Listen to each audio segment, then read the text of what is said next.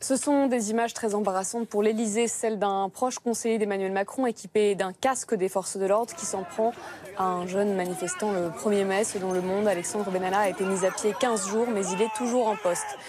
Pour en parler avec nous, Alexis Corbière, député La France Insoumise.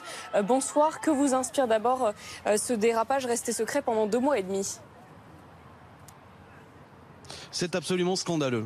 Écoutez, je vais mettre au conditionnel si tout cela est vrai. Et il semble que ce soit vrai qu'un collaborateur du président de la République se déguise en policier, mette un casque de CRS sur la tête, se mêle aux forces de l'ordre, aille faire le coup de poing, frappe des manifestants, moleste un empreinte à une jeune femme, puis frappe un autre manifestant, que tout ça puisse avoir lieu ainsi, c'est absolument sidérant. C'est grave, c'est un délit. Je rappelle qu'on n'a pas le droit de se déguiser en policier et évidemment on n'a pas le droit de porter des coups. Donc il est incroyable que manifestement même la présidence soit au courant et que tout ça se soit limité à 15 jours de suspension. Ça mérite sanction. C'est un délit. Il est clair que nos concitoyens, personne ne peut tolérer qu'il y ait des policiers ou du moins des gens qui se déguisent en policiers pour faire le coup de poing contre des manifestants. Il y a après une violence d'ailleurs. J'invite chacun à regarder la vidéo de cet homme qui est intolérable, qui est lâche d'ailleurs parce qu'il quasiment il frappe un jeune homme qui est à terre.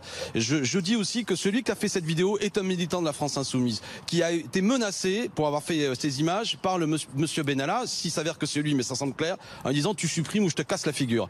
À cette époque-là, le militant pensait vraiment que c'était un policier excité, mais j'avoue, je viens de parler avec lui, que de découvrir que ça n'était pas un policier, mais un conseiller du président de la République, un collaborateur, nous sidère, et il y a une légèreté pour traiter cette affaire qui quand même pose problème. Donc j'interpelle le ministre de l'Intérieur, j'interpelle même le président de la République, tout cela mérite sanction, non seulement professionnelle, mais devant la justice.